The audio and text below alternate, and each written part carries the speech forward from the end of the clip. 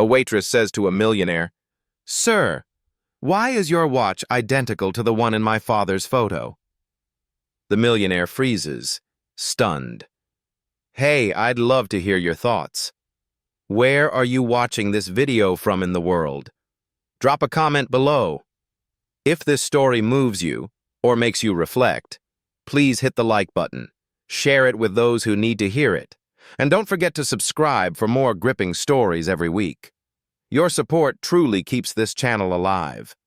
I can't wait to read your thoughts. What if a single object could unveil an entire lifetime of secrets hidden in the shadows? The dim glow of a rundown diner where the air reeks of grease mingled with faded dreams. A young waitress, Sarah Bennett, carries in her apron pocket a faded photograph, a relic of the father she never knew. James Bennett, a Marine, lost in the smoke and fire of Iraq, left behind a chilling void. In the storm of her inner turmoil, Sarah moves among cracked red vinyl booths, her coffee tray trembling in her hands. Each step is heavy, as if dragging a lifetime of longing to be filled. Sarah, 25 years old, lives on the fragile line between harsh reality and fleeting hope. By day, she glides through Daisy's diner, serving truck drivers with distant eyes, drifters spinning tales of the road, and locals who treat the place like home. Her smile to them is faint, masking aching shoulders and a heart burdened with pain. The diner is a relic of time. The jukebox groans with old country tunes, the air thick with forgotten dreams. Sarah doesn't belong here, but she's trapped, like a bird beating its wings in a cage. At night, she huddles in a cramped apartment, a flickering desk lamp casting light on tattered textbooks. Sarah studies nursing at Armstrong University, each line of text a knife carving toward her future.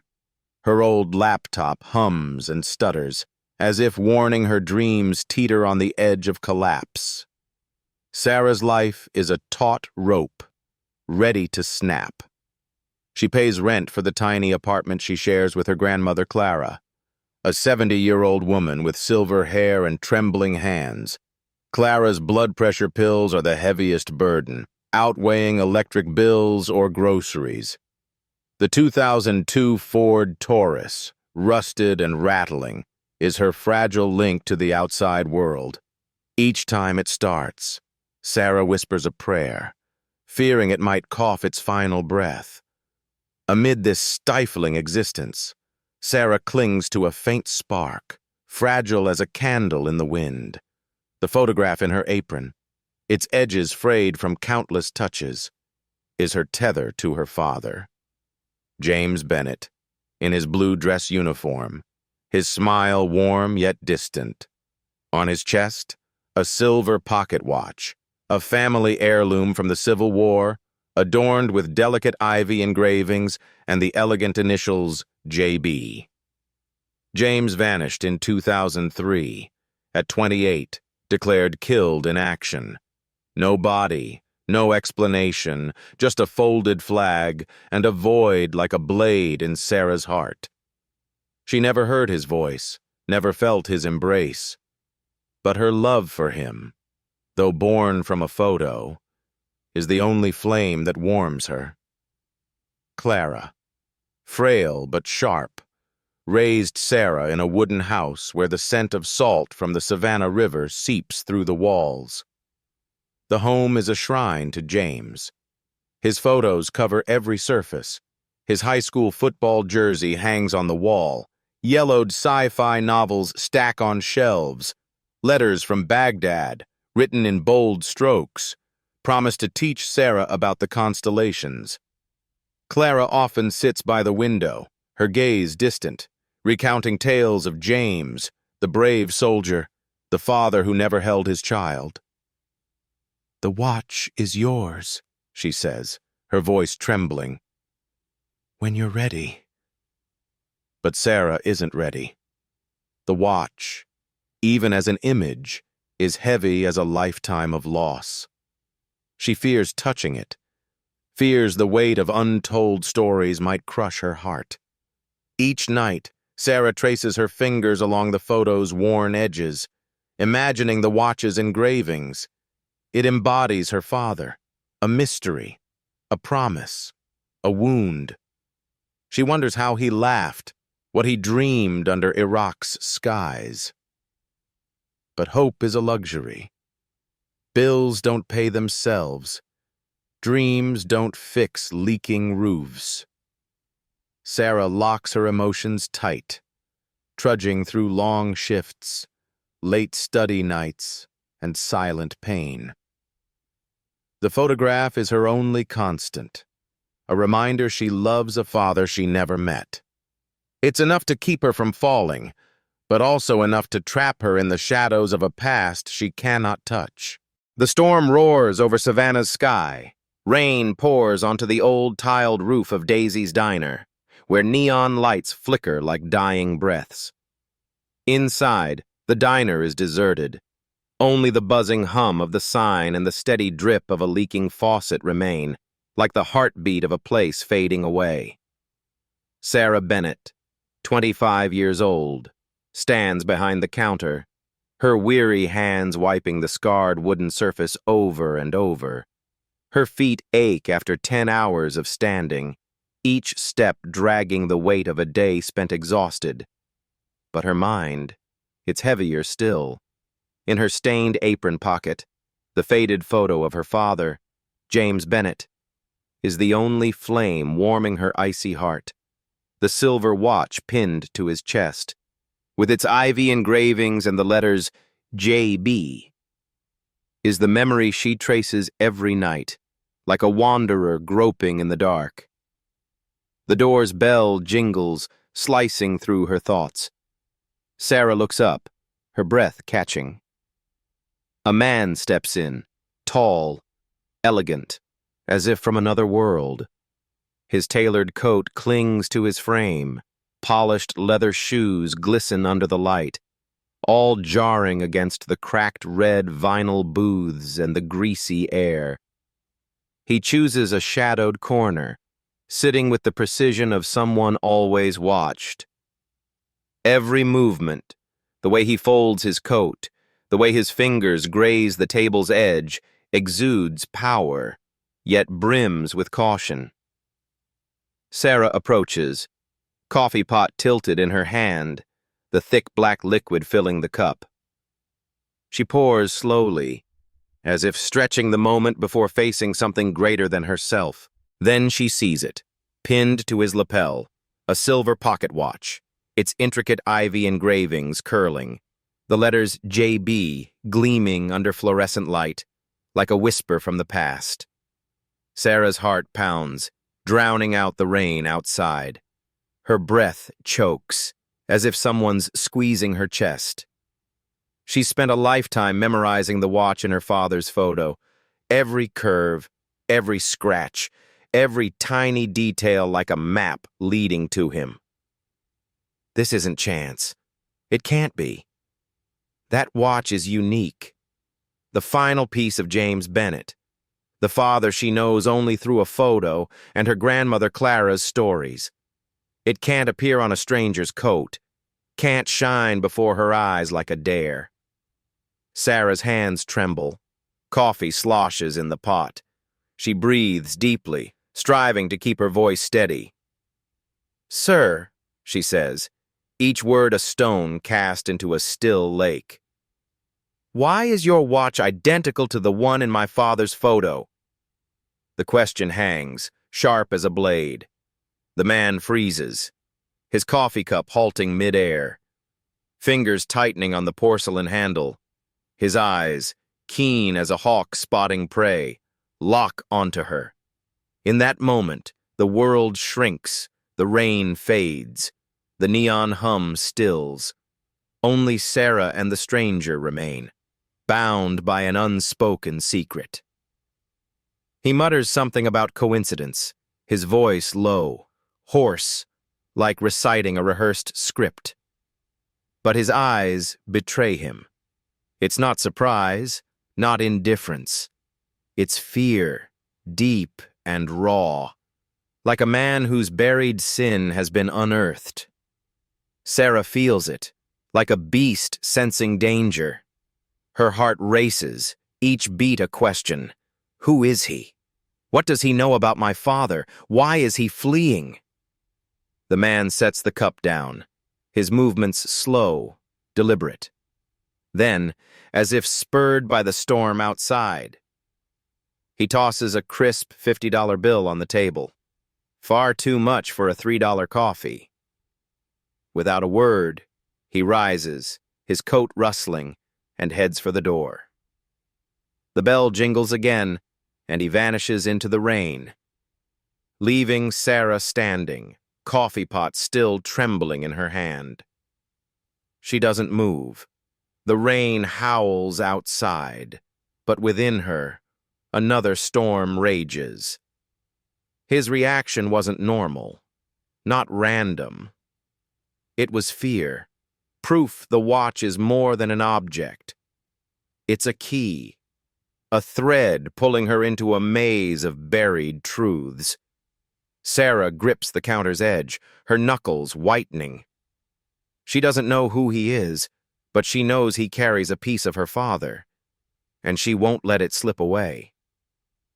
Each imagined tick of the watch echoes in her mind, drawing her deeper into a mystery she cannot resist. That night, darkness enveloped Sarah Bennett's childhood bedroom, but sleep refused to come. Pale moonlight slipped through the window curtains, casting a glow on her father's photo by the bedside. James Bennett, in his blue dress uniform, his smile forever frozen, gazed at her as if longing to speak. The silver watch pinned to his chest, with its ivy engravings and the letters J.B., burned in Sarah's mind, a flame that could not be extinguished. She sat up, her hands icy cold, her heart pounding fiercely. The man in the diner, the watch on his coat, it wasn't chance. It was a whisper from the past, a question demanding an answer. Sarah pulled her old laptop onto her lap, its blinking blue light illuminating her face, etching the lines of tension. She scoured the internet, her fingers gliding over the keyboard like a hunter tracking prey. Fragments emerged. The stranger was Thomas Harper, 47 years old, a millionaire and CEO of Harper Dynamics, a giant supplying surveillance systems to the Pentagon.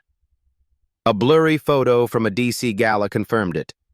Sharp jawline, piercing eyes. It was him. But that wasn't all. Sarah dug deeper, wading through declassified reports about her father's unit, the 1st Battalion, 7th Marines. A failed mission in 2003 in Anbar province surfaced, like an old scar torn open. A veteran's blog whispered of a cover-up. An online forum murmured about abandoned soldiers, names erased from history. Each line was a knife, slicing into Sarah's heart. But she didn't stop. She couldn't. Her mind reeled, but a spark flared when she called her grandmother Clara. Clara's voice, frail yet warm, echoed through the phone, carrying memories from distant days. "Thomas Harper," Clara said, hesitating as if touching an old wound. "James's best friend in basic training. Thick as brothers." Sarah felt blood rush to her ears, her pulse racing wildly. Thomas wasn't just a stranger who walked into Daisy's diner. He was a piece of her father, someone who stood by James, shared moments she only knew through a photo. But why did he have the watch? Why did he look at her like she'd ripped open his secret? The questions choked her, like an invisible hand squeezing her chest. The next night, rain still fell. Thomas Harper's coat was soaked as he entered Daisy's diner. The silver watch remained pinned to his lapel, gleaming like a challenge. He sat in his usual corner, But this time, his sharp vigilance had faded, replaced by heavy fatigue. His shoulders sagged slightly, as if bearing an unseen burden. Sarah stood behind the counter, her hands gripping the wooden edge, breathing deeply to steady her voice. She pulled her father's photo from her apron, its edges frayed from countless touches. She slid it across the table, slowly, like placing an unlit bomb.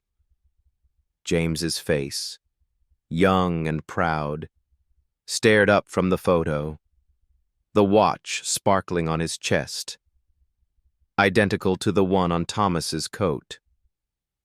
"Explain," she said, her voice low but sharp, each word a slash. Thomas's face paled, as if drained of blood. His eyes locked on the photo, unblinking, like seeing a ghost from the past. Sarah watched him, her heart pounding, waiting. She saw it, the pain, the fear, and something deeper, like guilt buried too long. Thomas drew a long breath, his fingers brushing the photo's edge, then looked up at her. His voice was hoarse, almost a whisper. "I knew James," he said. "This watch, it's his. He gave it to me, before our last mission." The confession fell, heavy as thunder outside. Sarah felt the world tilt. The watch wasn't random. It was proof, a thread tying her to her father, now pulling her into a secret Thomas Harper had buried. She stood there, clutching the photo, her heart beating in her chest like it would break free. This was only the beginning. Dear audience, take a moment to breathe or grab a glass of water, then dive back into the story, with surprises still ahead. And let me know in the comments where you're watching from, and what time it is for you. It's always thrilling to see someone join us from across the globe. Comment 1 if you love this story, so we can keep bringing you more incredible tales. The air hangs heavy, pressing down on Thomas Harper's shoulders. He sits there, hands gripping a cold coffee cup, his face weathered like stone eroded by rain.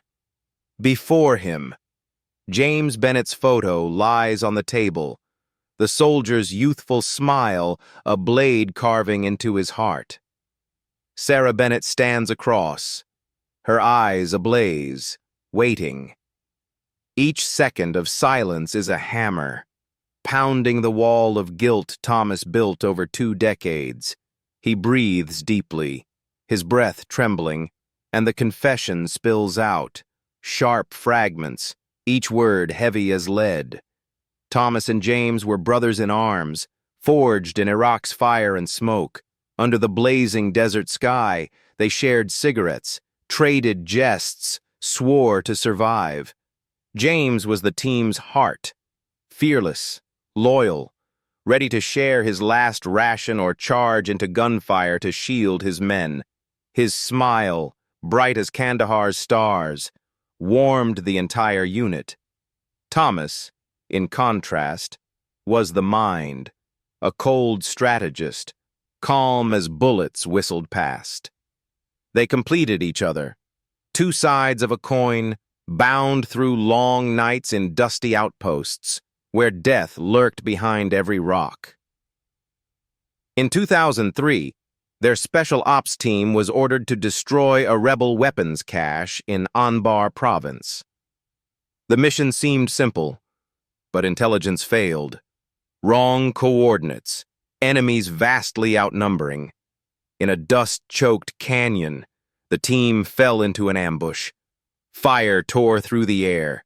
Grenades exploded into clouds of shrapnel. The unit crumbled, screams blending with gunfire. James didn't hesitate. He burst from cover, drawing fire to let his team escape. Thomas, crouched behind a rock, saw him fall, blood staining the sand, yet James's eyes still burned, still alive. Rebels dragged him away, a trail of blood stretching like a curse. Thomas screamed, begged command for a rescue team. But the radio voice was cold. Too dangerous. Impossible. They offered a deal: silence for an honorable discharge, connections, a future. Thomas, 25, panicked, heart pounding with fear, nodded. He chose life, chose safety, betrayed his closest friend. He thought James was dead. That was the lie Thomas told himself to keep living. But in 2012, at a lavish Pentagon gala, truth crawled from the shadows. A drunken official slipped. James survived the ambush. He endured torture in a makeshift prison, face swollen, bones broken, yet his spirit unyielding. He escaped, crawling through the desert to Jordan, reaching a refugee camp. There, under flickering oil lamps, he wrote letters to Sarah, to Thomas, trembling lines pleading for help, speaking of love for the daughter he never met. But those letters never arrived. They were intercepted by Pentagon shadows, suited phantoms hiding the mission's failure. James died in that camp in 2005, alone, at 30. No one knew. No one came. Only Jordan's stars witnessed his final breath. Thomas stops speaking, his eyes clouding, lost in a memory too painful to bear. His fingers trace the silver watch pinned to his lapel, James's gift under Iraq's starry sky. "Keep it safe," James had said, a faint smile on his lips, as if sensing doom. The watch isn't a trophy, it's a punishment. Each tick is an accusation, reminding Thomas of the friend he abandoned, the vow he broke. He wears it not to remember, but to torment himself, to live with pain that never fades. Sarah stands there, hands clutching the table's edge, her heart torn apart. She wants to scream, to shatter the coffee cup before Thomas, to force him to feel the agony of 22 fatherless years. But she only stares, seeing his trembling shoulders, his eyes brimming with tears, too heavy to fall. In that moment, she sees not just Thomas, the betrayer, but a man imprisoned by guilt, haunted by a lost friend. James's story, the watch's story, doesn't end here. It's the start of another storm, a journey Sarah doesn't yet know will lead her where. Sarah Bennett's world shatters, like glass crashing to the floor. Each day, she steps into Daisy's diner, pouring coffee, wiping tables, but her hands move like a machine, soulless. Her mind is a whirlwind, spinning with the silver watch and Thomas Harper's confession. Her father's photo, James Bennett, in her apron pocket, weighs heavier than ever. His smile, young and proud, is no longer a quiet memory.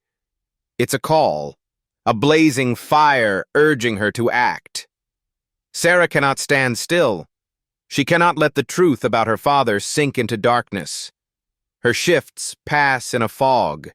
She pours coffee, silently scrubs ketchup stains from checkered tablecloths. But her eyes are lost, as if seeing through reality. Each night, her small room glows with laptop light, blue rays casting shadows on her anguished face. She delves into the past, hunting for fragments of truth. She contacts a local veterans group in Savannah, and in a weathered hall, she meets Frank, an aging Marine with salt and pepper hair and eyes scarred by war. When Sarah speaks of the watch, Frank's gaze darkens, as if touching a buried secret. He whispers of a cover-up, pointing to Colonel William Reed, James's mission commander, now a polished defense consultant. Reed's name slices into Sarah's heart like a blade, but it's also a torch, lighting the path she must tread. Late at night, Sarah huddles, her fingers gliding over the keyboard, piecing together clues. Declassified emails flash on the screen, cold words recounting the failed Anbar mission. A whistleblower's post on a shadowy forum hints at high-level betrayal. An old news clip ties Reed to Harper Dynamics, Thomas's company. Each discovery is a hammer, smashing the wall of silence around James's death. But Sarah doesn't stop. She can't. The truth is the only flame keeping her sane. The only way she feels her father is still here, somewhere, waiting for her to bring him home. One afternoon, her grandmother Clara, with trembling hands, hands Sarah a yellowed envelope found in the attic. "Your father's," she says, her voice choked. Sarah opens it, her fingers shaking like leaves in the wind. Inside is James's letter, written in 2004 from a Jordan refugee camp. His words, calm and brimming with love, whisper from another realm. He writes he's alive, fighting to return to Sarah, the daughter he never held. He speaks of freezing nights, of faith keeping him upright. And he forgives Thomas Harper, his betrayer, begging Sarah to do the same. Sarah weeps, tears blurring the ink, as if merging with her father's words. James's letter isn't just a memory. It's a gust fanning the fire within her. Sarah seeks Emily Carter, a journalist renowned for her razor-sharp pen, exposing government corruption. She hands Emily Thomas's files, fragments gathered through sleepless nights. Emily, with eyes like steel, cross-checks them against Pentagon archives. Her investigation, published in the New York Times, explodes like a bomb.